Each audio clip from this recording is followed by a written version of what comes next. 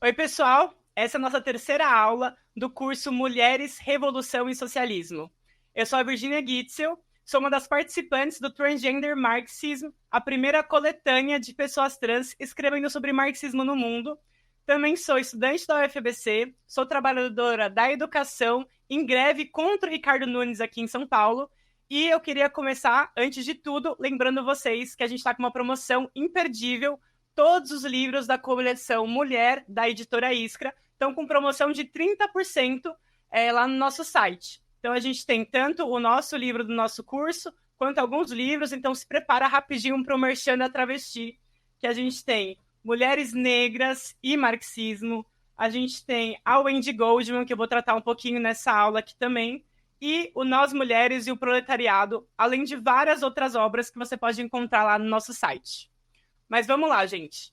Na primeira aula do nosso curso, a Natália trouxe textos inéditos em português que estão aqui no nosso livro para poder mostrar como os debates de gênero não eram um detalhe ou um adendo na teoria marxista, mas foram fundamentais para o pensamento tanto do Marx quanto do Engels, da Rosa, do Lenin, do Trotsky e de uma geração de revolucionários. Na segunda aula, a Flávia já trouxe uma ideia que eu achei bastante brilhante, que é a relação entre a organização da luta das mulheres a nível internacional com o socialismo. Então vamos lá, gente, aquele momento de revisão dos conteúdos centrais da última aula. Primeiro ponto que a Flávia abordou foi a questão dessa articulação entre a luta democrática das mulheres, como por exemplo o direito ao voto, com as lutas da classe trabalhadora pelo socialismo. O segundo ponto foi sobre a questão da guerra e o rechaço às guerras imperialistas e a todas as formas de opressão nacional. E o último ponto foi o debate sobre a organização, ou seja, como as mulheres se organizavam internacionalmente para poder avançar a luta por uma nova sociedade socialista. Se você acabou perdendo alguma dessas aulas, fica tranquilo, estão todas salvas no campus virtual e você pode acessar lá para poder assistir, né, de novo, poder rever algum conteúdo. Mas vamos lá, então, para a gente começar a nossa terceira aula. O tema dessa aula é a maior experiência de emancipação feminina, lições da Revolução Russa, que no livro está concentrado na terceira parte.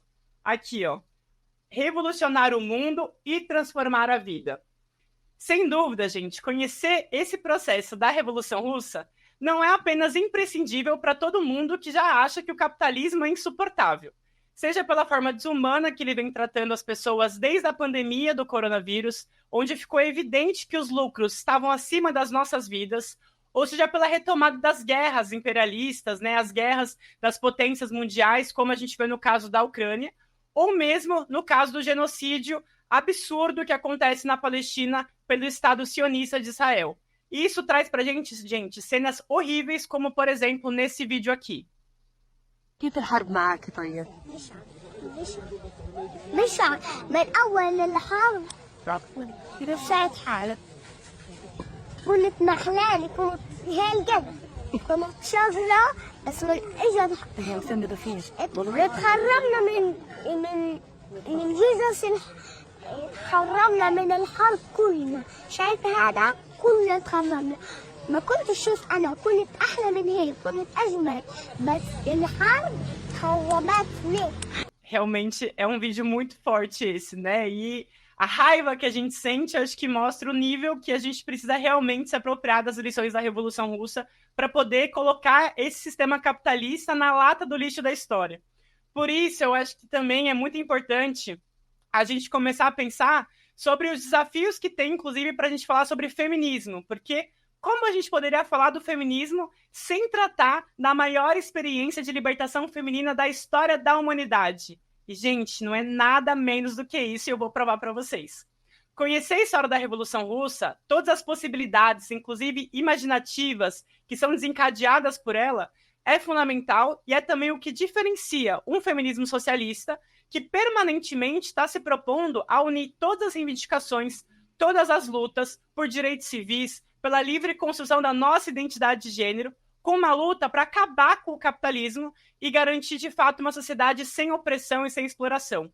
Essa aula, gente, eu estava até preparando ela e pensando que ela podia ser dividida em muitas aulas, porque é muito conteúdo e muita coisa interessante para a gente tratar aqui.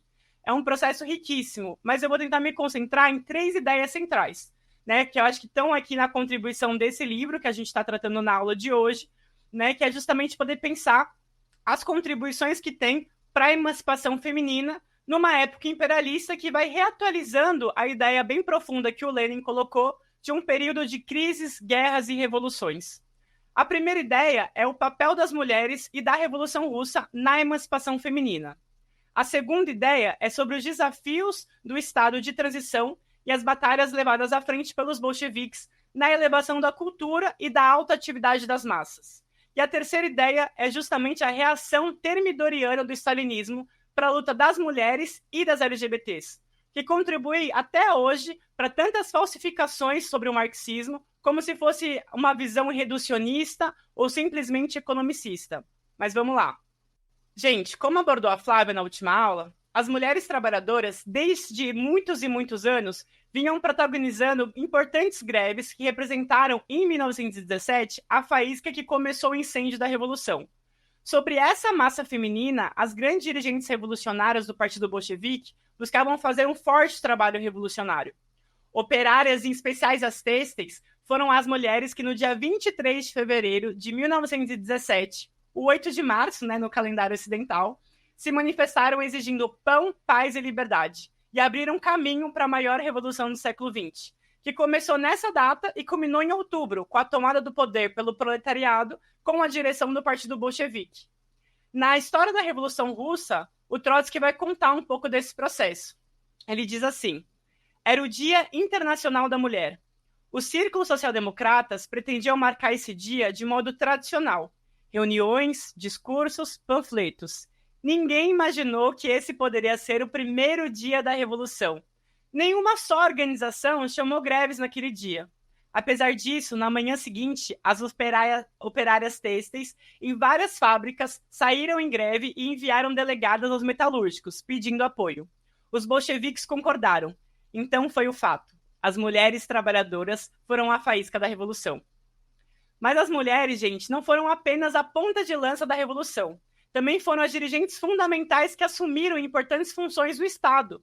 E também foi um dos temas centrais, como a gente pode ver na Wendy Goldman, naquele livro que eu já tinha mostrado para vocês, né, o Mulher, Estado e Revolução, que ela apresenta 4 pilares da emancipação feminina definida pelos bolcheviques, baseado, primeiro, a liberdade de união, segundo, a emancipação das mulheres através da independência econômica, terceiro, a socialização do trabalho doméstico e quarto, gradual e inevitável desaparecimento da unidade familiar regulado pela Igreja e pelo Estado.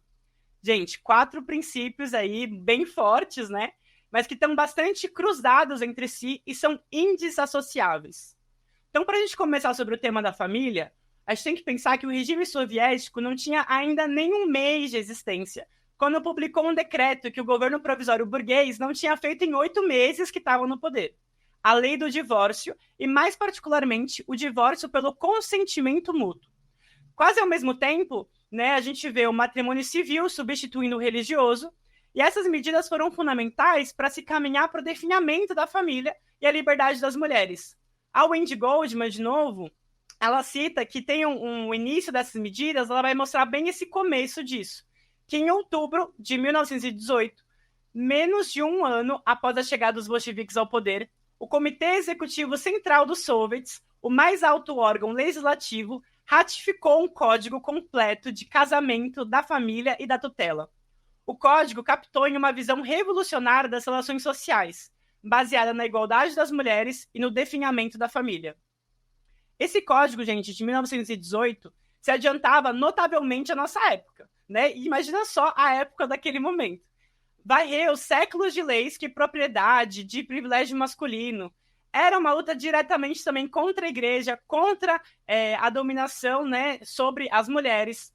Não se promulgou nenhuma lei similar com respeito à igualdade de gênero, o divórcio ou a propriedade na América e na Europa nesse período. Entretanto, a gente vê, né, uma série de inovações muito radicais nesses códigos. Mas o que é muito impressionante é que os juristas apontavam rapidamente que essa legislação não era socialista. Aí muita gente vai falar, meu Deus, né? Como assim? A questão é que era uma legislação transicional. uma vez que esse código ainda preservava o registro matrimonial, a pensão alimentícia, o subsídio de menores e outras disposições que estavam relacionadas com a necessidade persistente ainda que tinha para pensar a transição dessa unidade familiar. Então, os juristas, né, marxistas daquele momento tinham uma posição muito estranha, que era de criar leis que acreditavam que rapidamente se converteriam em irrelevantes, né? O Alexandre Gotbar, né? E aí, gente, já aviso vocês que a minha tradução dos nomes aqui vai ser sempre um pouco diferente, inusitada, né? Uma versão dublada do russo, né? Mas esse Alexander, né? Ele era um jovem idealista, autor desse código que eu estava contando para vocês, onde ele dizia o seguinte: o poder proletário elabora seus códigos e todas as suas leis dialeticamente, para que cada dia da existência deles mine a necessidade de existirem. E depois, a gente vai ver justamente essa ideia de como o objetivo disso era a lei se tornar cada vez mais supérflua. Tenenbaum dizia já outra coisa interessante, que é: os novos direitos da família se encontram na fronteira entre o velho mundo e o novo mundo, reluzente, onde toda a sociedade será uma única família. Forte, né, gente? Nesse mesmo ano, Alexandra Kollontai vai elaborar A Família e o Estado Comunista. Um dos textos, gente, que está aqui no livro Mulheres, Revolução e Socialismo, onde ela vai desenvolver histórica e dialeticamente o processo de transformação da instituição familiar ao longo das distintas sociedades. Ela vai lançar luz sobre o processo em curso que estava ocorrendo na própria União Soviética. Ela aborda as transformações que vão sendo incorporadas às mulheres no mercado de trabalho assalariado, o combate ao trabalho doméstico, o papel do Estado na criação dos filhos, para ajudar, inclusive, a pensar aquela grande ideia do Engels na origem da família, da propriedade privada do Estado, de como justamente enviar a família para o Museu de Antiguidades ao lado da roda de fiar e o machado de bronze. Um economista soviético, Provajenski, ele dizia que a divisão tradicional entre a família e o trabalho impedia a mulher de conquistar a igualdade real ao lhe impor um fardo que antecede qualquer coisa. A única solução, segundo ele, seria um grande caldeirão que substituíssem todas as panelas das casas. Uma forma metafórica de falar da socialização do trabalho doméstico. Portanto, a gente pode dizer que os bolcheviques tinham uma grande expectativa de que a família fosse definhar conforme se fosse socializando o trabalho doméstico. Lenin falou e escreveu, assim, inúmeras vezes, com uma forma muito odiosa, inclusive, contra o trabalho doméstico, né? Ele definia da seguinte forma o trabalho doméstico: que ele era o mais improdutivo, o mais selvagem e o mais árduo trabalho que a mulher pode fazer. Como se vê no texto As Tarefas do Movimento de Mulheres Trabalhadoras na República Soviética, que também está aqui no nosso livro, ele apresenta essa visão muito interessante sobre como enfrentar o trabalho doméstico. Em outro texto, sobre a emancipação da mulher, ele vai dizer o seguinte: o trabalho doméstico banal esmaga, degrada a mulher, a amarra à cozinha e ao berçário, onde ela desperdiça o seu trabalho em uma alfazema barbaramente improdutiva, banal, torturante e atrofiante. Era assim, gente, a visão dos bolcheviques em relação ao combate ao trabalho doméstico. E aqui eu acho que a gente pode ver já uma primeira lição importante sobre a experiência da Revolução Russa, que ela expressa um ponto de partida, né, ou seja, uma primeira batalha em relação ao trabalho doméstico, que é uma batalha científica de como libertar as mulheres. Então não se trata aqui, gente, de uma liberdade individual, de um empoderamento, né, de, enfim, essas perspectivas que a gente vê hoje, né, muito difundidas em nome do feminismo, mas sim, na verdade, de pensar uma planificação da economia que incluísse como ponto elementar essa transformação integral do trabalho doméstico em trabalho socializado. Isso, gente, porque os bolcheviques acreditavam que o capitalismo havia criado essa contradição, que era sentido mais duramente pelas mulheres, e eram demandas de trabalho que acabavam justamente se colocando através da necessidade da família. Então, vejam só, ao socializar o trabalho doméstico, que não era um detalhe, e avançar sobre o definhamento da família, o Trotsky vai dizer que assim que as lavagens fossem feitas por lavanderias públicas, que a alimentação fosse feita por um restaurante público, que a costura por loja pública, o elo entre marido e mulher seria liberto de tudo que é externo e acidental. novos relacionamentos não obrigatórios iriam se desenvolver, baseado em sentimentos mútuos. A batalha para arrancar a relação capitalista de produção de dentro do ambiente privado, né, do familiar, era então decisiva para libertar as mulheres. E ao isso acontecer, a família, enquanto instituição social burguesa, perdia o seu sentido. Ou seja, muito diferente de considerar que a simples divisão de tarefas dentro de casa, entre o homem e a mulher, né, seria uma resposta, ou ainda diferente de achar que a sociedade capitalista, com esse entrelaçamento entre a exploração e a opressão, poderia, de alguma forma, alguma mulher se emancipar. Os bolcheviques tinham um plano científico. Mas, gente, além disso, era interessante pensar que os objetivos dos bolcheviques iam para além disso. Incorporar a mulher na produção, socializar por completo todo o trabalho doméstico, terminar com a família enquanto instituição burguesa, não somente pensando a família, né, como se fosse o fim do sentimento, mas pelo contrário, seria a forma de libertar o conjunto da humanidade para ter sentimentos livres. O direito ao aborto também foi um direito muito importante conquistado pela Revolução Russa. O Trotsky costumava chamar esse direito como um triste direito, porque ele via que em grande parte das mulheres que realizavam o aborto não desejavam que seus filhos tivessem que passar por muitas provações, muitas dificuldades, porque tinham uma dificuldade para ter acesso, né, inclusive, a uma educação sexual, a contraceptivos, ter condições materiais que eram impostas pelo próprio sistema capitalista, né? E em alguns casos, inclusive, tinha também as mulheres que simplesmente não queriam ser mães. A Alexandra Kollontai foi quem promoveu o decreto que institucionalizou o direito ao aborto livre e gratuito nos seguintes termos. No transcurso das últimas décadas, o número de mulheres que resolveram interromper sua gravidez aumentou sem parar, tanto no Ocidente como em nosso país. A legislação dos demais países considera o aborto um crime e o reprime. Essas medidas de repressão, longe de haver provocado resultados positivos, apenas conseguiram tornar a operação ilegal e entregar as mulheres aos abortadores com sede de lucro e incompetentes. Até então, 50% das mulheres tiveram infecções e 4% morreram. O governo dos operários e camponeses analisa o problema desde o ponto de vista social. Quando o sistema socialista se tiver reforçado, programará a luta contra esse mal mediante campanhas de agitação e de informação. Mas, enquanto os costumes morais herdados do passado e as difíceis condições econômicas a obriguem a que uma parte das mulheres abortem, a Comissária do Povo para a Saúde toma as seguintes decisões. Primeira, a intervenção de gravidez deve ser feita gratuitamente em hospitais públicos e nas melhores condições de higiene. Segundo, não podem ser dirigidas senão por médicos.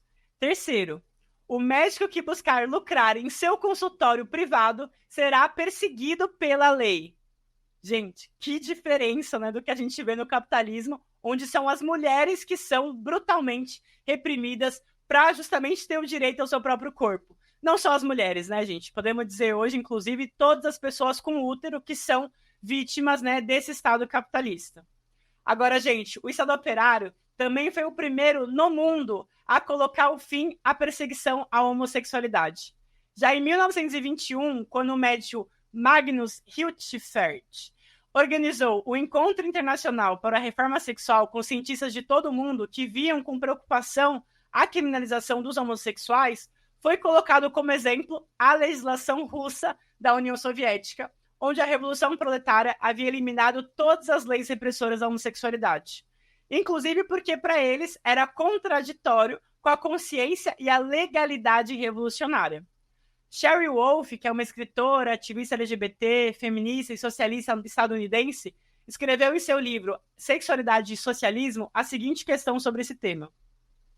Não só os gays eram livres para viver como queriam sem intervenção do Estado, mas também os tribunais soviéticos aprovaram o casamento entre homossexuais e, extraordinariamente, há casos registrados de operação de redesignação sexual na década de 1920. Em outras palavras, a Revolução realizou esse grandioso salto social-sexual 3 anos antes das mulheres estadunidenses alcançarem o direito a votar e quase 90 anos antes da Suprema Corte dos Estados Unidos finalmente revogar todas as leis sobre sodomia. Mais à frente, no mesmo livro, a Sherry Wolf vai demonstrar um panfleto de 1923 chamado A Revolução Sexual na Rússia, escrito pelo Grigório Bakhtin. Espero que seja assim, gente. Não fiquem ofendidos aí quem fala russo sobre esse nome. O diretor do Instituto de Higiene Social de Moscou, ele dizia o seguinte, naquele panfleto. Nesse período de transição, a legislação soviética leva em consideração cada aspecto da vida e constrói a nova sociedade nos seguintes princípios. Não interferência do Estado e da sociedade nas relações sexuais, desde que não fira ou viole o interesse de ninguém. Atos de homossexualidade, sodomia e qualquer outra forma de prazer sexual têm os mesmos status legal do supracitado.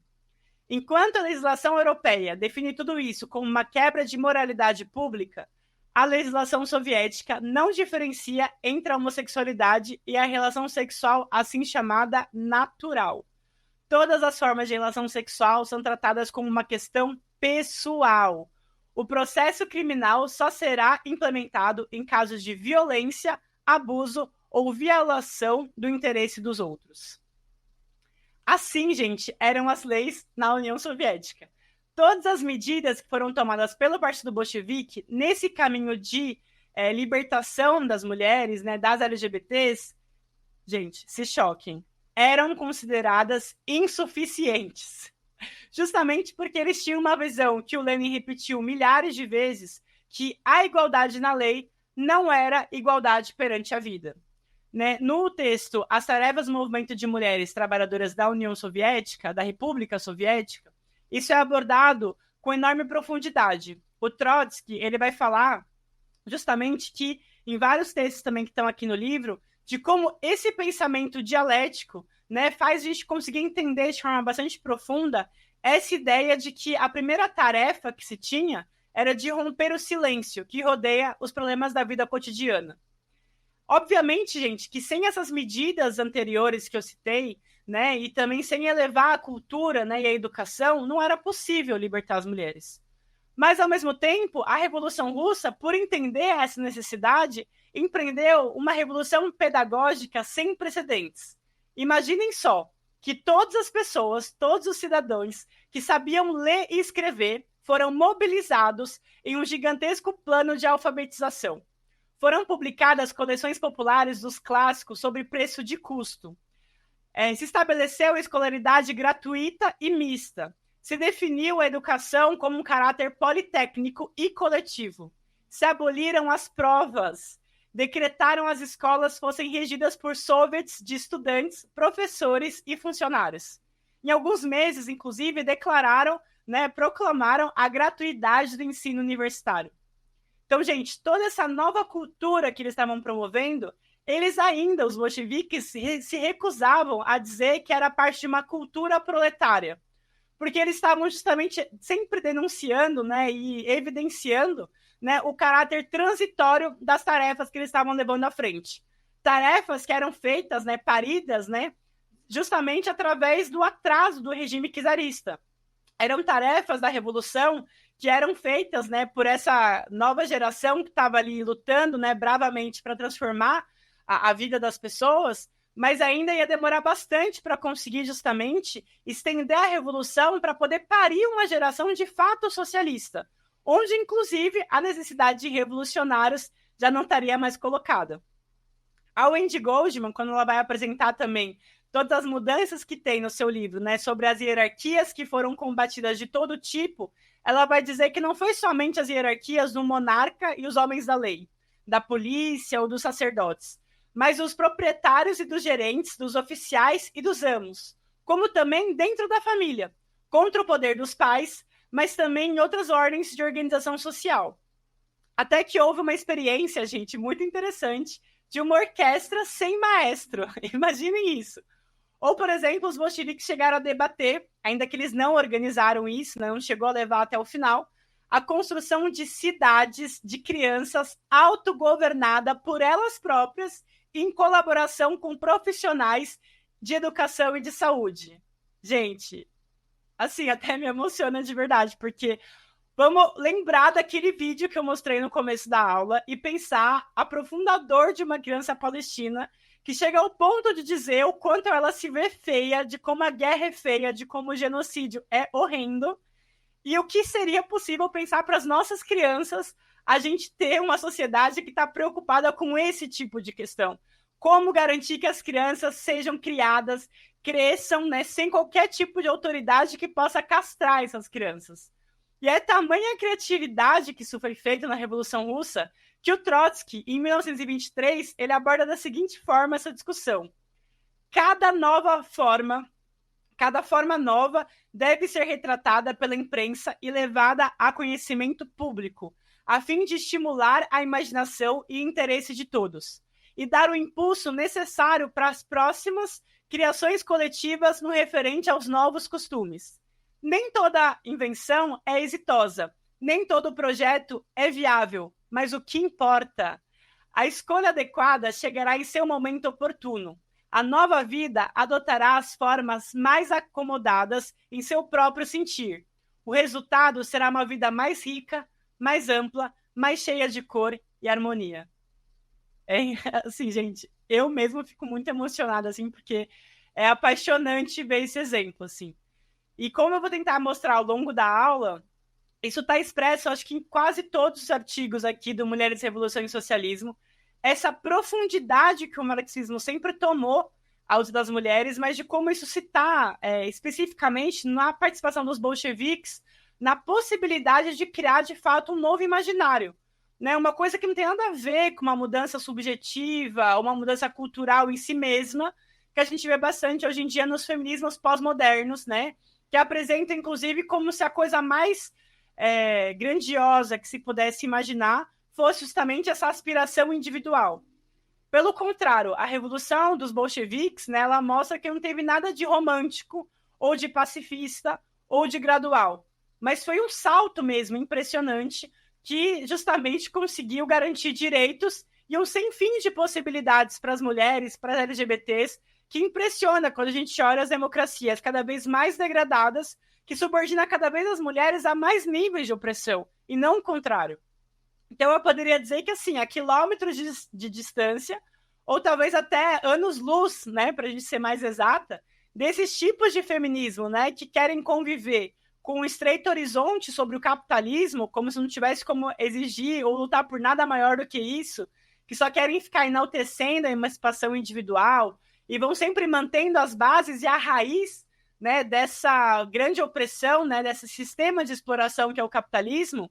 O marxismo revolucionário ele vai apresentar não só uma contribuição teórica, que é imprescindível para a nossa atuação prática até os dias de hoje, mas também uma prática, né, de um plano científico que torna evidente que a revolução é uma condição para a emancipação das mulheres. E isso, gente, eu acho que também fica bem claro nessa ideia dos primeiros passos científicos que foram feitos para chegar ao comunismo, de como justamente ter um plano concreto é o que permite, né, dar um salto na nossa imaginação, fazer a gente conseguir sonhar bem alto, mas com os olhos abertos, né, vendo justamente essa realidade se transformar. E no meio de tudo isso, inclusive, eles não deixaram de fora debates acalorados e grandes polêmicas sobre inclusive, o amor livre. No livro, né, sobre Mulheres, Revolução e Socialismo, a gente traz, inclusive, um desses debates acalorados entre a Clara Zetkin e o Lenin, em recordações sobre o Lenin Fragmentos. E também tem um outro texto, gente, que é apaixonante, que é Abra um Caminho para o Elos Alado, que é um texto da Alexandra Kollontai, que ela vai realizar uma abordagem, assim, gente, genial, aquela coisa que o cérebro, sabe, dá aquele boom e a gente explode. É um pouco nesse caminho que ela vai falar sobre a construção sócio-histórica do amor. Como ele adquiriu diferentes conteúdos de acordo com o interesse de respectivas classes dominantes ao longo da história, o papel da amizade, o papel do amor-camaradagem, como é parte, inclusive, de pensar as novas possibilidades da atração sexual, inclusive do amor, numa sociedade que está ali, ó, sempre em transformação, que está ali se chocando com o antigo mundo, o novo mundo, que está passando pela primeira vez na história por um processo onde a classe trabalhadora se tornou a classe dominante. E aí, gente, para poder falar de um dos textos mais emocionantes que está aqui no livro, eu queria ler um pouquinho para vocês também a contribuição que tem, enorme, do livro que a gente traduziu, né, que é um texto que não tinha em português e agora vocês podem ter acesso, que é da Clara Zetkin, relatando sobre a participação que ela teve no Clube das Mulheres Muçulmanas. O trecho que eu vou ler é o seguinte, ó. Como era a nossa vida antes da Revolução? Nossos pais nos vendiam como cordeiros quando tínhamos apenas 10 ou 12 anos, às vezes até mais jovens. Nossos maridos exigiam nosso afeto e amor, mesmo quando nos pareciam revoltantes. Quando nossos maridos estavam afim, eles nos batiam com paus ou chicotes. Tínhamos que servi-los dia e noite como escravos. Quando eles se cansavam de nós, nos diziam para ir para o inferno. Eles nos alugavam como amantes para os seus amigos. Eles nos matavam de fome quando lhes convinha.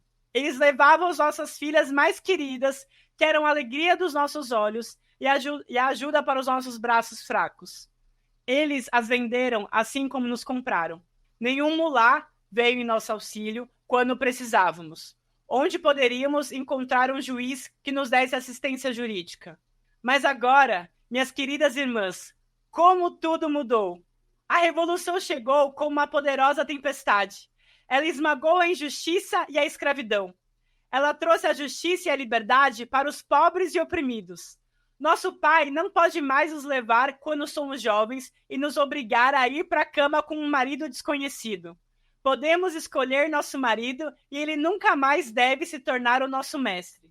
Ao contrário, ele deve ser o nosso amigo e camarada. Queremos trabalhar e lutar ao lado dele e ajudar a construir uma nova sociedade. Uma nova vida deve começar para todos.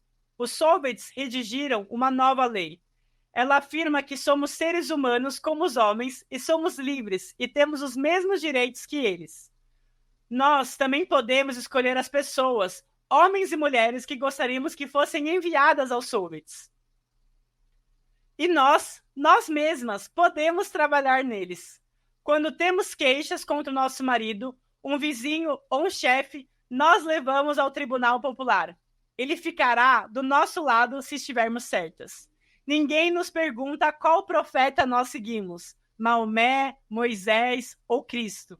Os soviets nos trouxeram salvação. Gratidão eterna a eles.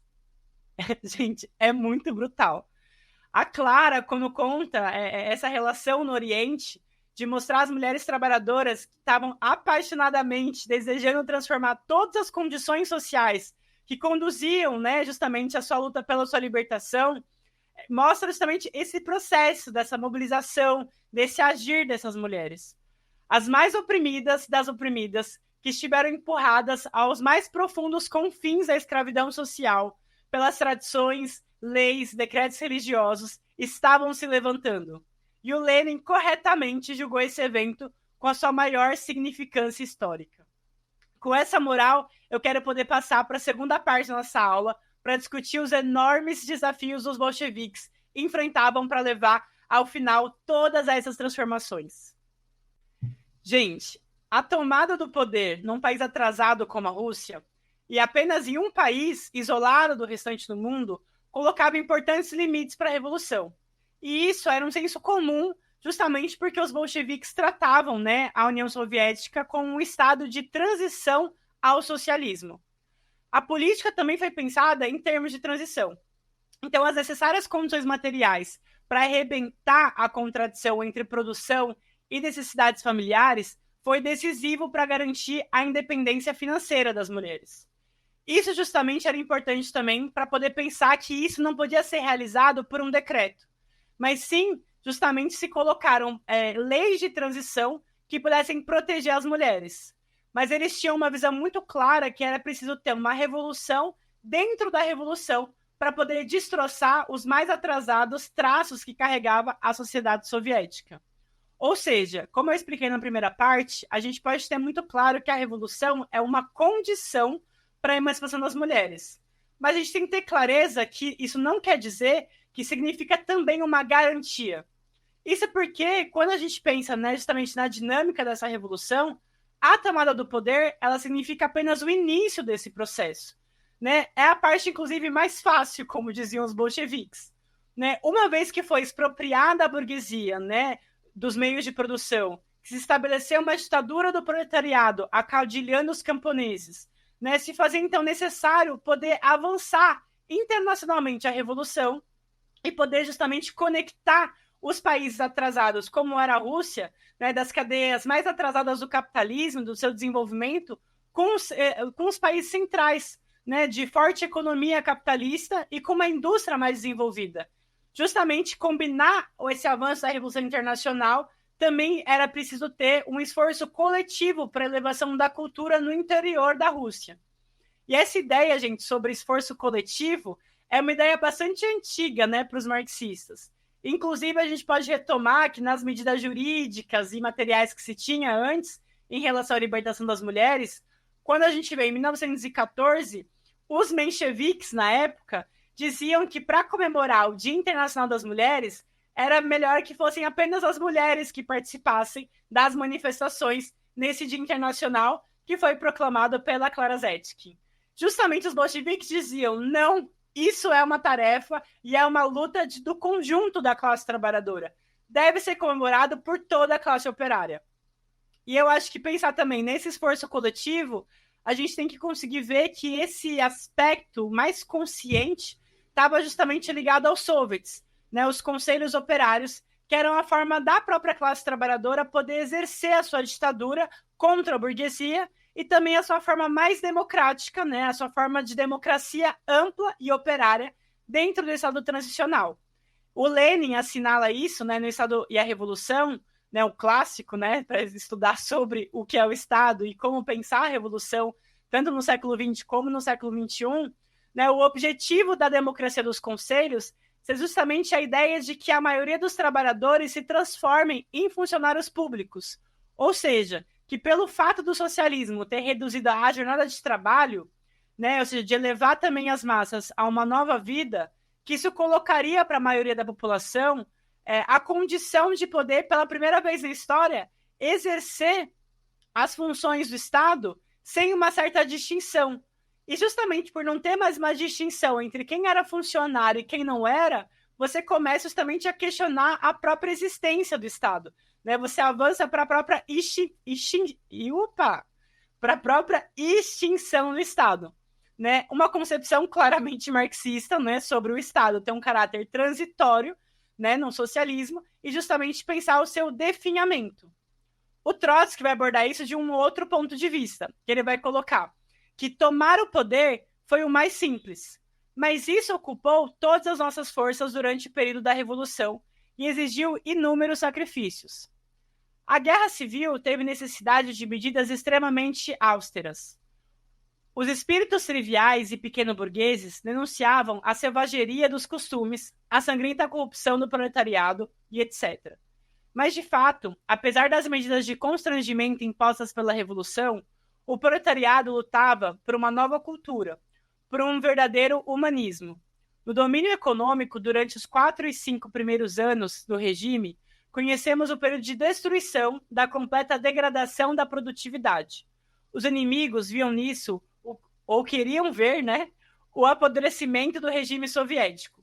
Mas, de fato, tratava-se unicamente de uma inevitável etapa da destruição das antigas formas da economia e das primeiras e frágeis tentativas de criar as outras novas.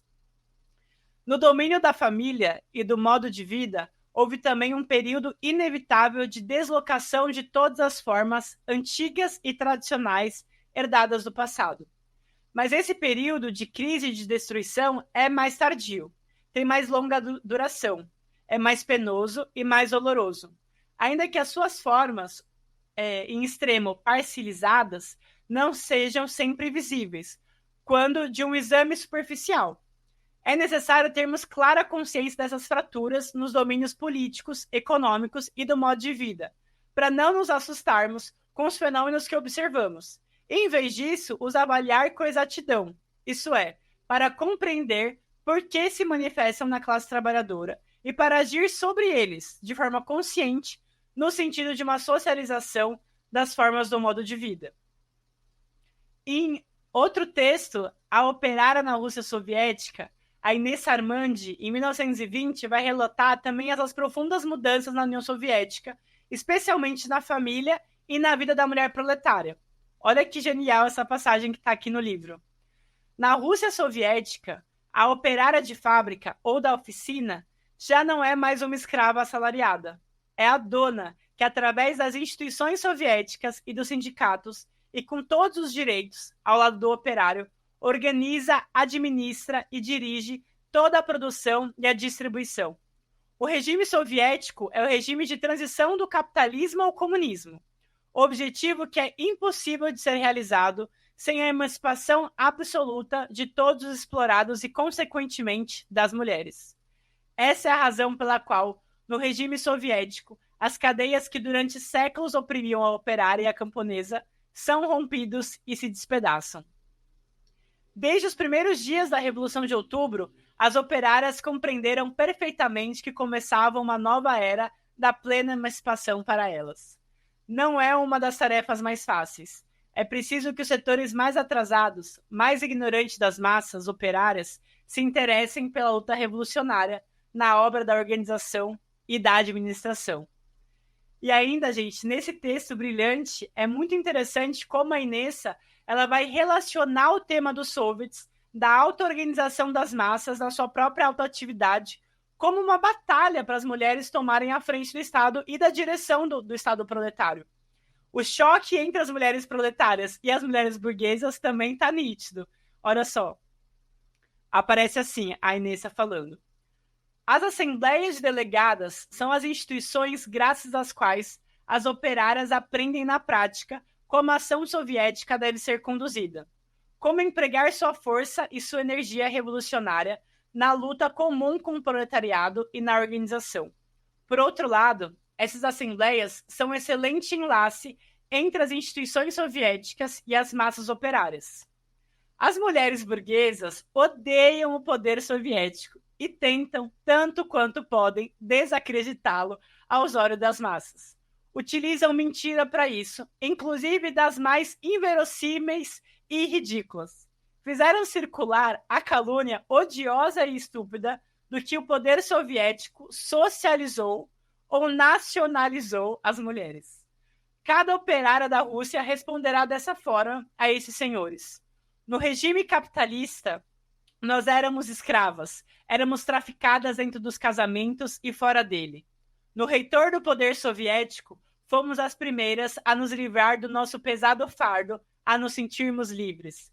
O que nos parecia um sonho longínquo, um conto esplêndido no qual não nos atrevíamos a crer, agora se tornou possível, palpável, realizável, e a partir de agora começamos a instaurar o comunismo. Palmas para a Inessa, gente. Que exemplar expressão de como, infelizmente, né, ou enfim, como parte da expressão materialista da história, as mulheres trabalhadoras não têm nada a ver com as mulheres burguesas, né? Fica evidente que nem aquela ideia de que contra o machismo as mulheres se unem, mas na questão de classe se dividem, também não.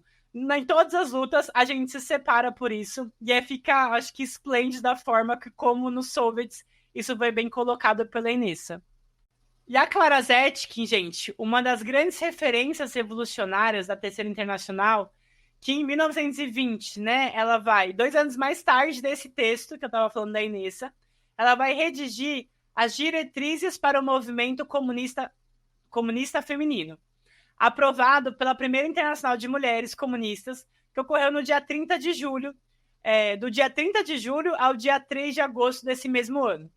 Em base às profundas transformações que estavam acontecendo na Rússia revolucionária, e como expressão, inclusive, da luta de classes que estava se agudizando, ela buscou mostrar justamente como colocar as novas energias e esperanças através desses órgãos conscientes de alta atividade das massas, as expectativas do desenvolvimento internacional da Revolução, que eram parte desse movimento geral do pensamento bolchevique. Isso está expresso, gente, tanto naquele texto, no Clube das Mulheres Muçulmanas, com a seguinte passagem. Elas confirmam o fato de que a Revolução Proletária vai, sem dúvida, tornar-se a Revolução Mundial, onde até o último indivíduo, suprimido e escravizado, vai se libertar por meio de sua própria força.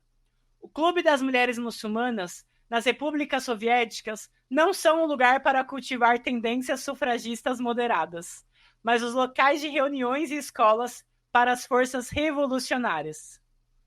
Em outro texto, que é o que eu tinha mencionado da Clara Zetkin, Diretrizes para o Movimento Comunista Feminino, ela diz o seguinte: da mesma forma que a luta de classes revolucionária do proletariado em cada país é uma luta internacional e alcança seu auge na Revolução Mundial, também a luta revolucionária das mulheres contra o capitalismo e seu estágio superior de desenvolvimento, o imperialismo, a luta pela ditadura do proletariado e a consolidação da ditadura de classe e dos sistemas de conselhos deve ser entendidas a nível internacional. Em 1923, pode ser considerado um ano decisivo que vai definir bastante a virada dentro da Revolução Russa. Isso quem afirma é Andrea Datri, nossa companheira e fundadora do Pão e Rosas lá na Argentina, no prólogo do livro Problemas da Vida Cotidiana e outros artigos sobre cultura e transição ao socialismo, que foi escrito pelo Trotsky, né, o dirigente da Revolução Russa, ao lado do Lenin, foi publicado pelo IPS lá na Argentina. É esse livrinho aqui, gente, da Argentina, muito bom e um dos meus favoritos. E, gente, esse livro aqui é muito interessante porque nesse prólogo, a Andrea Datri ela vai explicar justamente que nesse ano, em 1923, acontece justamente a ocupação das tropas francesas e bélgicas na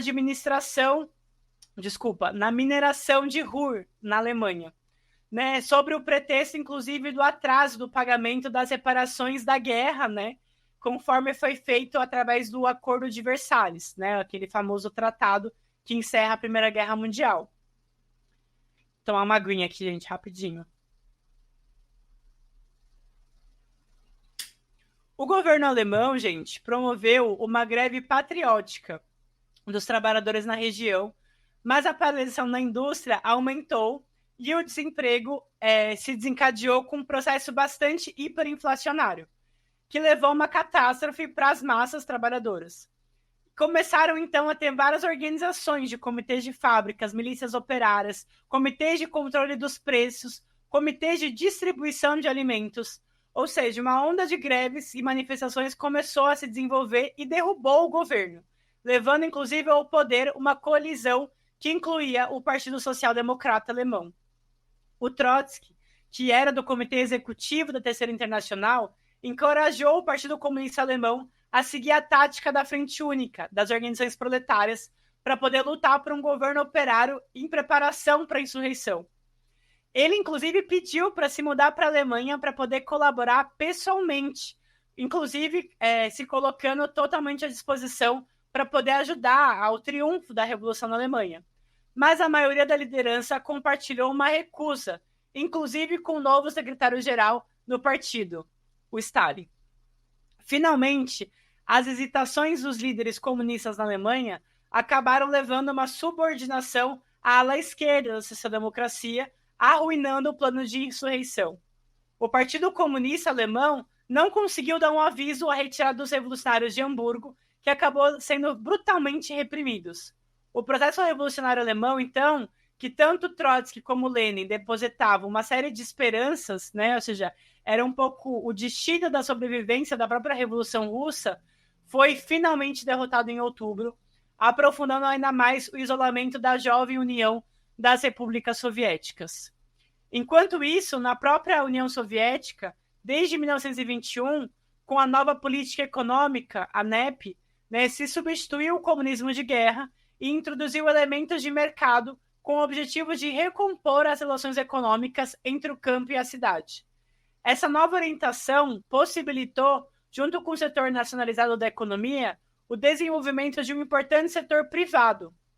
E isso, gente, fez com que o comércio, tanto na agricultura, começasse a se desenvolver ainda mais. Mas em 23, graças a esse impulso que vinha do campo, a indústria renasceu e conseguiu ter índices ainda mais intensos. O próprio Trotsky, uma década depois, vai dizer que a produção dobrou de 1922 a 1923. Mas, ao mesmo tempo, gente, com o retorno da propriedade privada, o setor social dos camponeses ricos, né, chamado de gulags, né, na Rússia, foi reconstruído. E em 1923, nesse mesmo ano, o Trotsky já alertou sobre o efeito, né, justamente da crise das tesouras, né, que tinha aquela ideia dos preços altos, né, dos produtos industriais e o baixo preço dos produtos agrícolas. Isso e o atraso da indústria causaram grandes prejuízos para o campesinato, fazendo inclusive que os camponeses ricos buscassem melhores preços dos produtos da indústria no mercado mundial, por trás dessa planificação econômica do Estado operário, que o Trotsky estava intimamente ligado ao desenvolvimento da auto-organização. Então, gente, eu acho interessante ver essa relação de que justamente a defesa da auto-organização e da iniciativa das massas foi acompanhada nesse longo processo por essa luta bastante decidida, né, da necessidade de aumentar o nível cultural, combater o atraso em todos os aspectos relativos à vida cotidiana, né, correndo inclusive contra o relógio, enquanto a Revolução Alemã estava travando as batalhas decisivas para pensar como avançar a Revolução Mundial. Né, algo que tanto a Clara Zetkin quanto a Inessa, enfim, todas as revolucionárias da época, Alexandra Kollontai, estavam com uma cabeça bastante conectada com esses objetivos.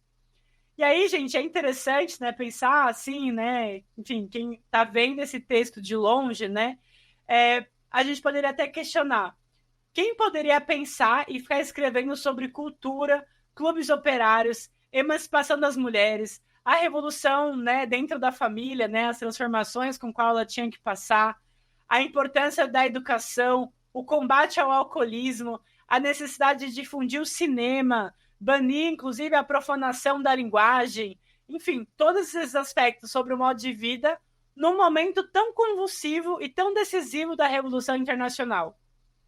Mas se a gente parar e analisar um pouco melhor esse problema, né, que está colocado nesse livro do problema da vida cotidiana, a gente vai começar a entender que o combate político que o Trotsky travava contra a burocracia soviética, que já estava se gestando, né, nesse período, é justamente uma luta bastante aberta e decidida desse enfrentamento contra a burocracia através também do modo de vida.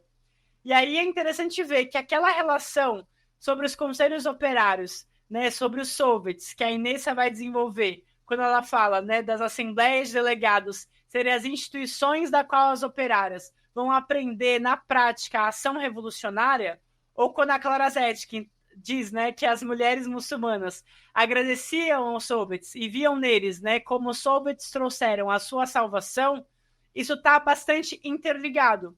Não era apenas a questão dos dirigentes, né, mais ligados ao tema da Revolução de Outubro, que tinham essas esperanças, mas era um conjunto das forças revolucionárias, das energias revolucionárias que tinham visto nos soviets, na democracia proletária, na expressão da classe trabalhadora como classe dominante, que queriam ver essa combinação do avanço da Revolução Internacional e do próprio soviets como uma peça-chave para desenvolver um desejo íntimo e bastante profundo de progresso e de cultura. E nesse momento, gente, acontece essa virada histórica, onde essas instituições foram perdendo cada vez mais peso no centro da direção do Estado operário e foram sendo substituídos pela burocracia stalinista, que representava o atraso da Revolução Internacional e os interesses particulares contra, inclusive, as transformações internas que estavam acontecendo na União Soviética. O impacto disso para as mulheres e para o direito dos LGBTs foi direto. Acho que dá para entender bastante como se dá essa relação. Uma vez, inclusive, que todas as medidas legais e os decretos ultra avançados que a gente viu na primeira parte da aula, que eram comuns, que eram insuficientes, mas fundamentais, foram cada vez mais perdendo espaço e foram sendo desinstituídos.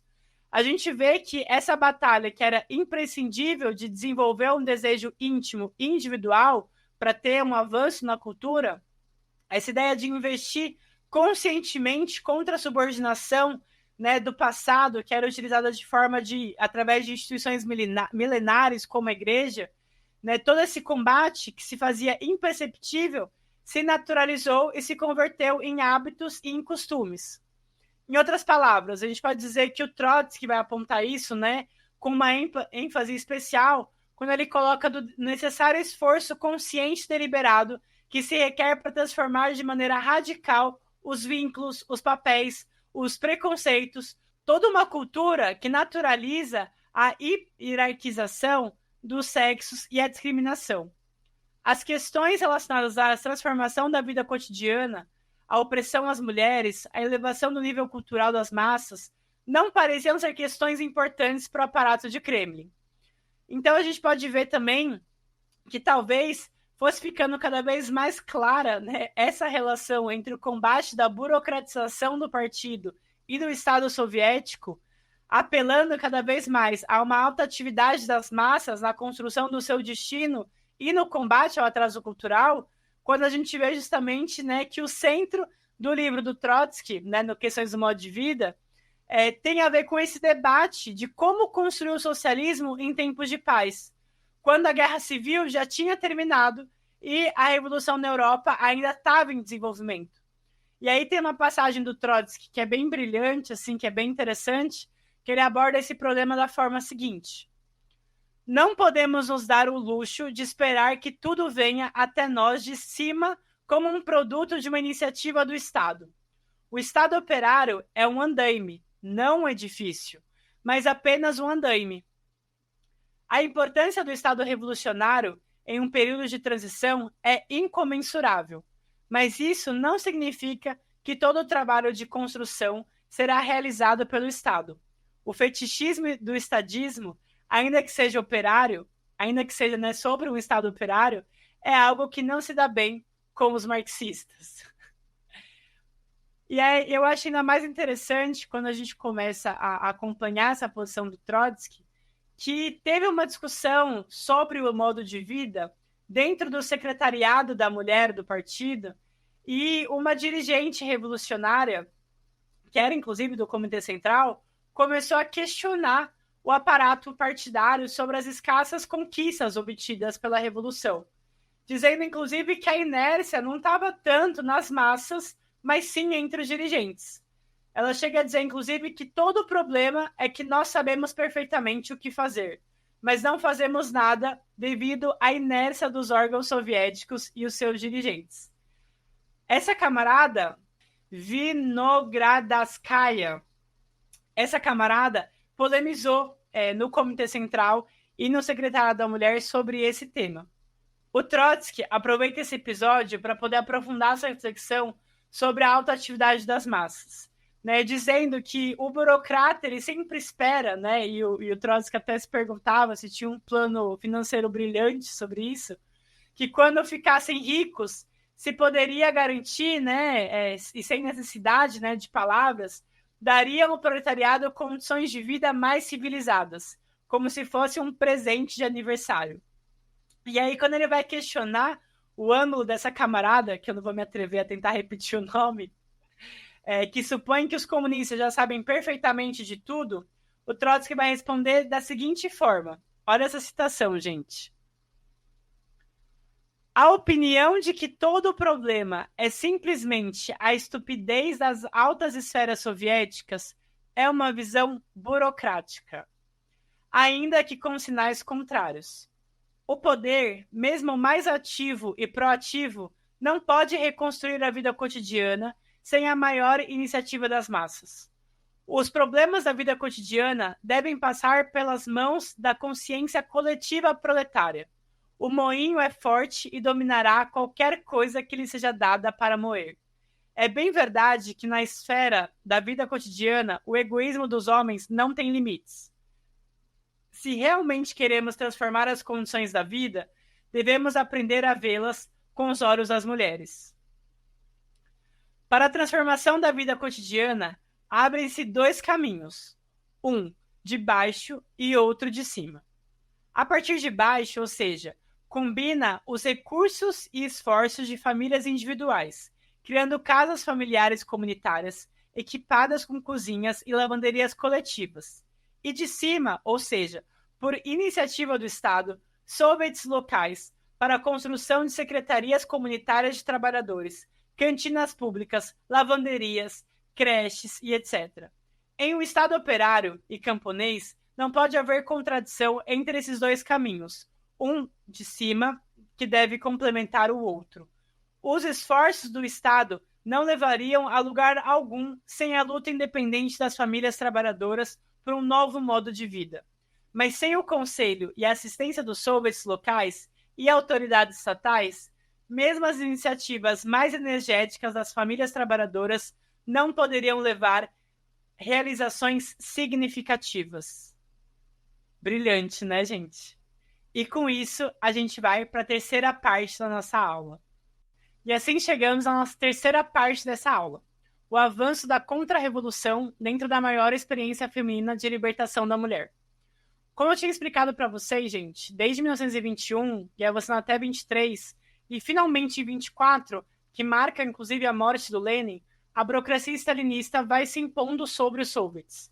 Em base à derrota da Revolução Alemã e os profundos processos de acomodação e frustração com os ritmos, né, que a Revolução ia se gestando internamente, esse processo vai sendo bastante profundo e muitas vezes acaba sendo resumido de uma forma muito fútil, né, como se fosse uma disputa meio personalista entre Trotsky e Stalin. Na verdade, isso vai residir em explicações e as lições mais importantes para a gente poder pensar a luta pelo socialismo internacional nos dias de hoje.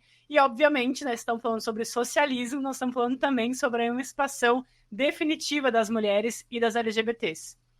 Uma vez que a história alcançou, né, esse sobrevoo, né, tão alto como a gente viu na Revolução Russa, e demonstrou, inclusive historicamente, que é viável, né, ou seja, que é possível, né, não somente fazer uma revolução, como justamente aplicar a teoria marxista no respeito da abolição da família, do Estado, da propriedade privada, seria, acho que até um pouco inteligente, né, a gente não dedicar a nossa energia, então, e toda a nossa capacidade de compreender esse processo e justamente entender, né, como que a gente pode encarar a sua superação para a gente não ter que partir agora, no século XXI, desde o zero, né, começar tudo de novo. Então, assim, gente, se é uma verdade que a dinâmica das revoluções são sempre seguidas por contra-revoluções, as contra-revoluções que já fizeram na cidade retroceder, elas nunca são capazes de fazer retroceder tão longe quanto o ponto inicial da revolução. O atraso russo, que sempre foi tido como um alerta e uma preocupação, acabou encontrando conforto, né, e um certo alívio na teoria, né, do socialismo em um só país, que a burocracia teve que recorrer e desenvolver para justificar justamente a organização das derrotas dos processos revolucionários em todo o globo. Tem um texto do Trotsky que chama Tendências Filosóficas do Burocratismo, que ele explica um pouco sobre essa concepção sobre o que é a ditadura do proletariado. Ele vai dizer o seguinte: o que é a ditadura do proletariado? É uma correlação organizada das classes sob uma determinada forma. Essas classes, não obstante, não permanecem imóveis, e sim mudam material e psicologicamente, mudando, em consequência, a relação de força entre elas, ou seja, reforçando ou debilitando a ditadura do proletariado. Isso é a ditadura para um marxista. Mas para um burocrata, a ditadura é um fenômeno autônomo, um fator autônomo, autossuficiente, ou uma categoria metafísica que se sustenta por cima da verdadeira relação entre as classes e que contém nela mesma todas as garantias necessárias. No pico disso, cada burocrata tende a ver a ditadura como um anjo guardião colocado em cima do seu escritório. Dito isso, gente, a primeira ideia que eu queria trazer para a gente ficar bem claro aqui nessa aula é o significado que teve de ruptura aberta com o marxismo essa teorização do socialismo em um só país. E também essa ideia de Estado forte, que é hoje, inclusive, muito frequente, né, quando a gente vê esses novos stalinismos, né, que em vez de pensar um Estado que está se preparando para definhar, né, que é, inclusive, uma das conclusões, né, que se tem, tanto da obra do Lenin, ou mesmo das próprias marxistas, né, que eu falei ao longo da aula, essas duas ideias acabam sendo contradizidas, né, ou seja, são sustentadas pela burocracia stalinista. Quando a gente vê justamente essa ideia, né, de um Estado forte e, ao mesmo tempo, a ideia de um socialismo num só país, essas ideias vão se chocar. E aí é na Revolução Traída que também tem alguns trechos que a gente traz nesse livro, né, do Mulheres, Revolução e Socialismo, que o Trotsky vai mostrar essa diferença entre uma posição marxista sobre o socialismo e essa caricatura que o Stalin, né, através da burocracia, vai desenvolver sobre o marxismo. Olha como o Trotsky coloca essa discussão. A Rússia não era o elo mais forte, senão o mais fraco da corrente capitalista. A atual União Soviética não está acima do nível econômico mundial, mas está somente tentando alcançar os países capitalistas. Se Marx chamava a sociedade a ser formada sobre a base da socialização das forças produtivas dos países capitalistas mais avançados da época de um estágio inferior do comunismo, então essa designação obviamente não se aplica à União Soviética, que ainda hoje é consideravelmente mais pobre em técnica, cultura e bens de consumo que os países capitalistas. Seria mais verdadeiro, portanto, chamar o atual regime soviético, com todas as suas contradições, não de um regime socialista, mas de um regime transicional preparatório do capitalismo para o socialismo. Nos seus primeiros passos, o Estado operário não pode ainda permitir que ninguém trabalhe de acordo com as suas capacidades, isso é, o tanto que puder e quiser. Nem pode remunerar qualquer um de acordo com as suas necessidades, independente do trabalho feito. Para aumentar as forças produtivas, faz-se necessário lançar mão de normas costumeiras de pagamento de salário, isso é, a distribuição dos bens de consumo em proporção à quantidade e qualidade do trabalho individual. Nesse sentido, socialismo e comunismo são frequentemente contrastados como estágio inferior e superior da sociedade. Nós não temos ainda, obviamente, o comunismo completo, diz a doutrina soviética oficial, mas nós já atingimos o socialismo, isso é, o estágio inferior do comunismo.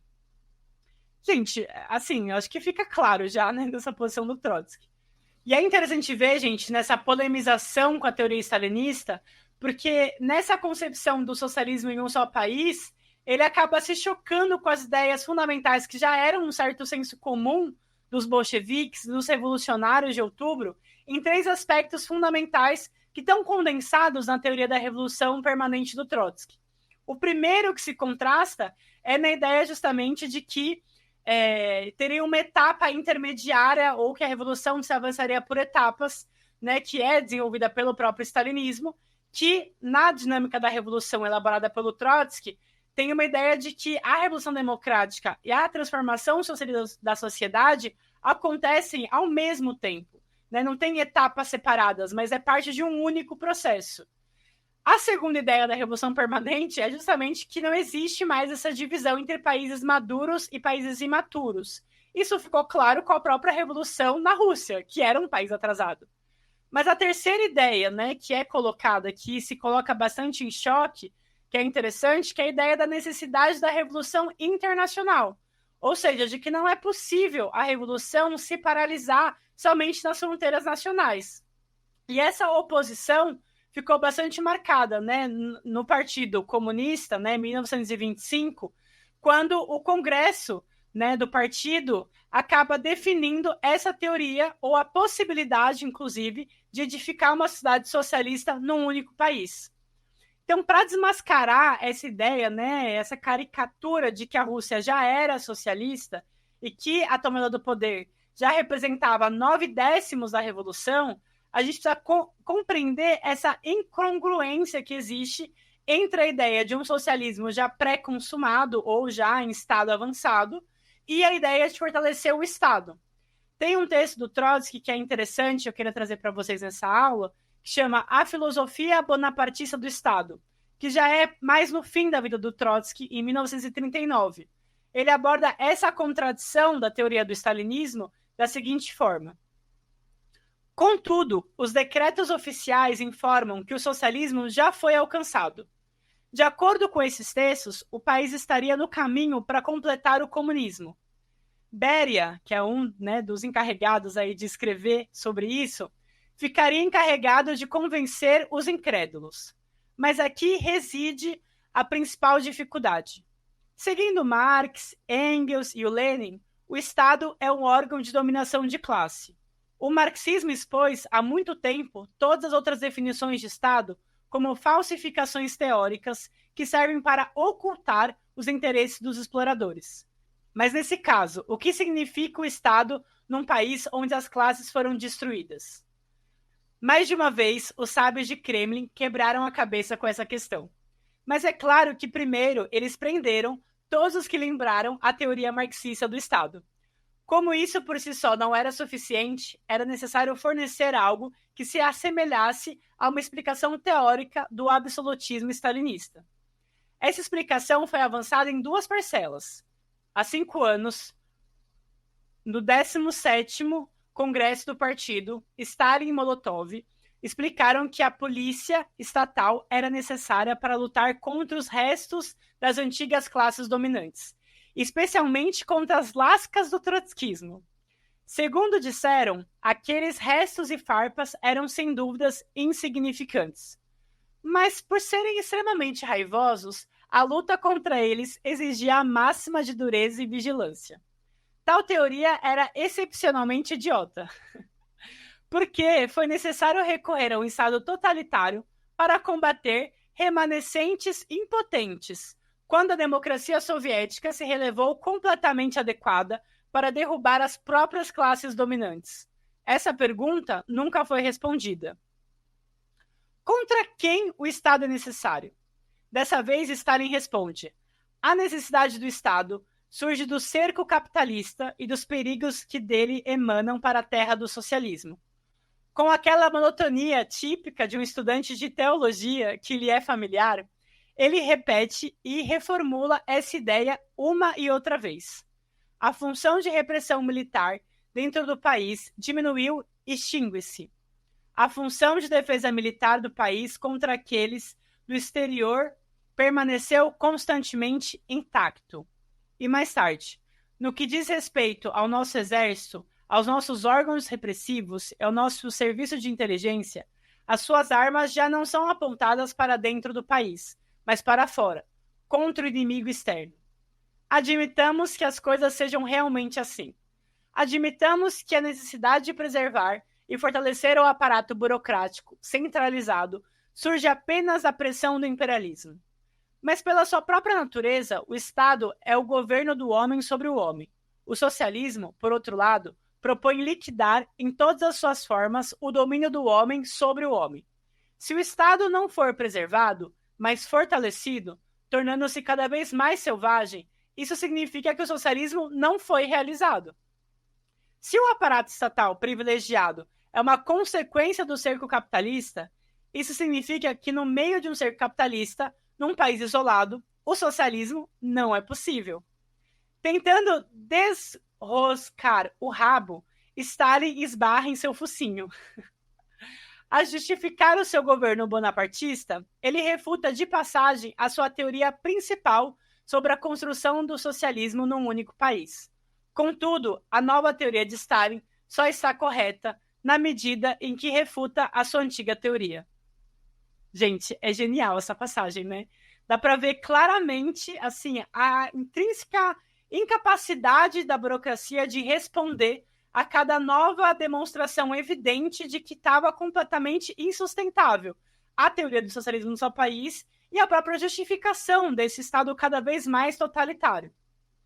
Agora, tendo isso claro na nossa cabeça, eu acho que fica claro também a gente poder ver que não tinha nenhuma continuidade entre os felizes decretos que o nascente Estado Operário, né, lá em 17, realizaram quando as leis imaginavam-se totalmente transitórias e episódicas e o próprio Estado se propunha, né, a definhar nos próximos anos, como toda a sociedade tinha passado por essa revolução e toda a ideia, né, das ordens instituídas agora por essa burocracia, essa ideia de progresso crescente da nação, já não tinha mais nada a ver com essa trajetória. Para isso, inclusive, para ter esse processo, foi necessário muitas deportações, campos de trabalho forçado, milhares de presos, torturados e assassinatos, inclusive do Trotsky. Para contrapor a revolução, melhor dizendo, era necessário opor uma contra-revolução. A revolução, gente, ela não se degenerava por conta de uma tendência maliciosa. Se para a realização do socialismo era necessária uma vanguarda consciente e auto-organizada, para consolidar a reação, foi preciso liquidar também aquela geração educada na luta clandestina contra o czarismo, que se criou ainda mais uma força, né, na luta contra a guerra imperialista, né, e se fortaleceu na guerra civil. Nesse sentido, a Wendy Goldman vai afirmar: ainda que as condições materiais tenham desempenhado um papel crucial em socavar a visão dos anos 20, não foram, em última instância, responsáveis pela sua desaparição. A reversão ideológica da década de 30 foi essencialmente política, não de natureza econômica nem material, e levava a marca da política stalinista para as outras áreas. A lei de 1936 tinha suas raízes nas críticas populares e oficiais da década de 20, mas os seus meios e os fins constituíam uma acentuada ruptura com as primeiras correntes de pensamento, de fato, de uma tradição de séculos de ideias e práticas revolucionárias. Então, gente, para a gente pensar, é a partir de 1926 que se instituiu novamente o casamento civil como a única união legal. Mais tarde, se aboliu o direito ao aborto, junto com a supressão da seção feminina do Comitê Central e seus equivalentes nos diversos níveis de organização partidária. Em 1934, se proibiu a homossexualidade e a prostituição se converteu num delito. A Sherry Wolf vai demonstrar isso naquele livro Sexualidade e Marxismo, dizendo: em 1934, a legislação anti-sodomia foi reintroduzida. Stalin procurou seu porta-voz cultural, Gorky, para providenciar uma justificativa escrita para esse revés no jornal Pravda, justificando a volta da criminalização da homossexualidade como uma forma de degeneração burguesa. Gorky alegou: destrua os homossexuais, o fascismo desaparecerá. Gente, não preciso nem falar que qualquer herança disso aí em textos da Unidade Popular pelo Socialismo, ou mesmo aí no PCB apoiando o KKE na Grécia, assim, não é uma questão de coincidência. Mas vamos lá, gente. Não desrespeitar a família se converteu numa conduta burguesa e esquerdista. E o Stalin chegou a declarar, em 1936, a seguinte questão: o aborto que destrói a vida é inadmissível em nosso país. A mulher soviética tem os mesmos direitos que o homem, mas isso não a exime do grande e nobre dever que a natureza lhe assimilou. É mãe da vida. Gente, é revoltante ler uma coisa dessas. Imaginem o que era para uma geração revolucionária que tinha inaugurado na União Soviética a vitória do direito ao aborto legal, seguro e gratuito, ter que conciliar, né, conviver com essa expressão reacionária. A proibição do aborto era parte de uma das maiores campanhas para desacreditar e apagar as ideias libertárias, que haviam, inclusive, caracterizado o início da Revolução, instaurando, inclusive, penas de morte a partir de 12 anos, autorizando a tortura. A mulher que tivesse mais de 10 filhos ganhava uma medalha de mãe heróica. Voltou à condição de filhos ilegítimos. O divórcio se transforma num trâmite custoso e cheio de dificuldades. Ou seja, no âmbito geral da Revolução e do processo de burocratização stalinista, a gente vê diretamente a contra-revolução, que também se expressou dentro dos lar. Ou seja, os elementos mais fundamentais de transformação da vida das mulheres estiveram também marcados por esse processo de contra-revolução dentro da Revolução Soviética. Nesse âmbito, significava também o retrocesso de todas as ideias que buscavam pensar criativamente como garantir uma vida mais feliz para as mulheres, para as LGBTs e para a classe trabalhadora. A gente pode afirmar, acho que de forma inquestionável, que aquela ideia, né, dos socialistas utópicos que a Nath aborda na primeira aula, que foi seguida pelos bolcheviques, que você pode olhar e analisar uma sociedade, né, o quanto ela tem de avanço através da forma que ela trata as mulheres, desse ponto de vista, para entender também essa viragem, esse embate entre a revolução e a contra-revolução que acontecia na Rússia, que expressava uma viragem na correlação de forças internas dentro da Rússia e também internacionalmente, através das derrotas históricas que foram criadas também por essa direção contra-revolucionária. Em outras palavras, gente, a emancipação feminina é a expressão pulsante do avanço da revolução. E o seu retrocesso é também acompanhado do retrocesso da própria revolução. E, gente, eu acho que é bastante triste ter que constatar que no final da vida da Alexandra Kollontai, ela acabou se silenciando sobre o stalinismo e todas as medidas mais reacionárias que foram feitas, chegando ao ponto de negar o visto para o Trotsky poder se exilar na Suécia, quando ela era embaixadora soviética desse país. No último artigo que tem no livro, A Família, a Juventude e a Cultura, que é um capítulo da Revolução Traída do Trotsky, de 1936, ele apresenta uma visão mais acabada sobre esse processo de burocratização e retrocesso revolucionário da experiência de outubro. Ele consegue mostrar de forma bem profunda justamente de como a recriminalização do aborto e da própria homossexualidade, né, está bastante conectada com a dissolução dos soviets. Ou seja, né, esse retrocesso cabal de expropriação das massas trabalhadoras, de direção do seu próprio Estado, do destino da sua própria luta, está bastante conectado com o controle absoluto da burocracia stalinista, não somente do destino da revolução, mas também dos interesses e das realidades da vida cotidiana, né, do combate ao machismo, do combate à LGBTfobia e todas as formas de opressão.